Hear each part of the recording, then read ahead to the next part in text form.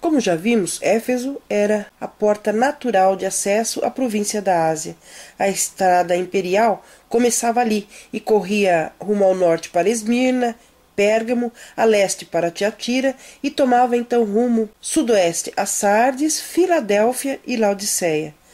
Vejamos então a mensagem à igreja de Esmirna, que corresponde aos séculos 100 até 303 d.C., a segunda fase da igreja. Capítulo 2, versículo 8. Ao anjo da igreja em Esmirna escreve: Isso diz o primeiro e o último, que foi morto e reviveu. Novamente vemos a expressão o primeiro e o último. Assim como Jesus se apresentou no primeiro capítulo, como nós já vimos. Vamos ver então o significado e a importância do nome Esmirna. Esmirna significa cheiro suave, sinônimo de mirra. Este nome deriva da resina aromática de uma árvore quando é golpeada. Foi a época da perseguição e do martírio. Essa igreja passaria por amarga perseguição, mas os seus sofrimentos, em vez de destruí-la, propiciariam ao mundo rico perfume do céu. Vamos ver as características da cidade. Também se conservam as ruínas arqueológicas de Esmirna. Esta cidade era chamada de a beleza da Ásia ou a cidade de vida. Por que a beleza da Ásia? As suas ruas eram pavimentadas com um belo design que cortavam o centro de negócios. Havia também uma grande série de colunas que criavam o senso de grandeza e graciosidade. E por que cidade de vida? Porque nenhuma cidade tem experimentado mais cercos, massacres, terremotos, incêndios, calamidades e outras coisas mais, mas ainda sobrevive. É realmente uma cidade de vida. Ela é uma das cidades mais antigas do mundo. Hoje ela é conhecida como Izmir e é a terceira maior cidade da Turquia e a maior da Ásia. Em Esmirna ocorreu um número notável de martírios. Por exemplo, no Monte Pagos, que era um pequeno monte que tinha no centro da cidade, nessa foto aí nós temos a vista da cidade através desse monte. Havia um escrínio. O que é um escrínio? É um cofre estofado para guardar joias.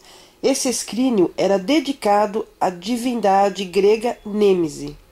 E foi na encosta desse monte que Policarpo foi queimado, amarrado a um poste. Quem foi Policarpo? Foi um ministro da igreja de Esmirna por 40 anos. E por que ele foi morto? O Estado exigiu que Policarpo adorasse César como Deus. E Policarpo, como cristão, se recusou. E isso lhe custou a vida. No anfiteatro, aí nessa cidade de Esmirna, o governador Status Quadratus ficou profundamente impressionado com ele e tentou salvar a vida dele, apelando para que ele amaldiçoasse o nome de Cristo. E vejam só qual foi a sua resposta. Por 86 anos eu o servi, e ele nunca fez nada de errado comigo. Como posso amaldiçoar o rei que me salvou?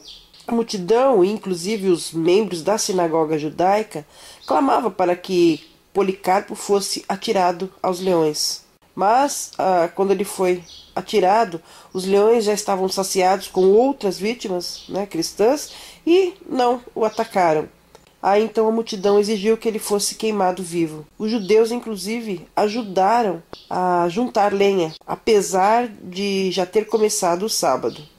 Porque, como nós sabemos, os judeus não trabalham ao sábado. Mas, desobedecendo o mandamento aí, eles juntaram lenha. E ele foi queimado no cepo, sobre o monte Pago, em 168 d.C. O martírio de Policarpo, bem como as experiências amargas da igreja de Esmirna, podem bem simbolizar este período da história da igreja.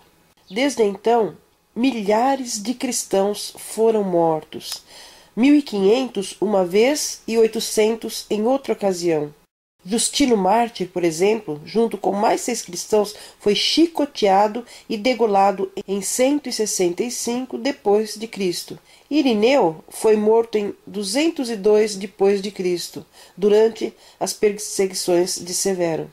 Cipriano morreu em 298 sob as perseguições de Trajano e Vitorino, em 304 sob Diocleciano. Arbor é um vasto porto ao longo de Esmirna, e navios que viajavam no mar Egeu ancoravam nesse porto. Era onde os navios transferiam as suas cargas do litoral para o Ágora. Ágora é um mercado, como podemos ver nesta foto. Era o centro comercial da cidade. Este mercado tinha 3 andares. Esmirna era conhecida por seu vinho, roupas, perfumes e artefatos de ouro. Esse mercado público era o centro do comércio e da vida social. Produtos eram então trazidos para dentro de Esmirna pelo mar e do interior para serem vendidos ali. Esse mercado também era para procissões em honra de deuses. Vales no leste da Ásia Menor proviam rotas naturais para viagens e também para o comércio. Produtos eram então trazidos para Esmirna para serem embarcados em navios para vários destinos no mar Mediterrâneo. Verso 9 agora. Conheço a tua tribulação e a tua pobreza, mas tu és rico, e a blasfêmia dos que dizem ser judeus, e não são, porém são sinagoga de Satanás. O Império Romano perseguiu os cristãos que foram queimados vivos, decapitados ou entregues às feras no circo romano. O período desta perseguição terminou com o Edito da Tolerância de Milão, formado por Constantino em 313 da nossa era. Essa perseguição é a citada em Atos 8, versículo 1. Para esta igreja não há condenação. Essa igreja recebe apenas elogios do nosso Salvador. Embora a igreja pareça pobre, aos olhos de Deus, como diz o texto, ela é rica.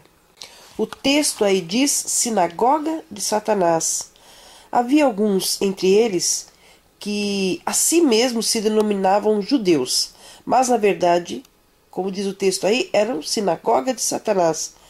Pode tratar-se de descendentes raciais de Abraão, mas isto não lhes assegurava a salvação.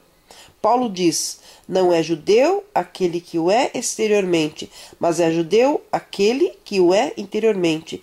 Ele diz isso em vários textos, como Romanos 2, 28, 9, versículos 6 a 8, Gálatas 3, 29 e João 3, versículos 3 a 5.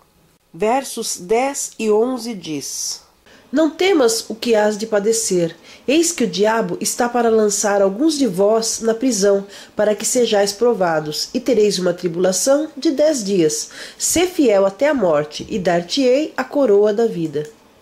Quem tem ouvidos, ouça o que o Espírito diz às igrejas. O que vencer, de modo algum, sofrerá o dano da segunda morte. Veja aí, o texto diz que o diabo está para lançar em prisão alguns dentre vós.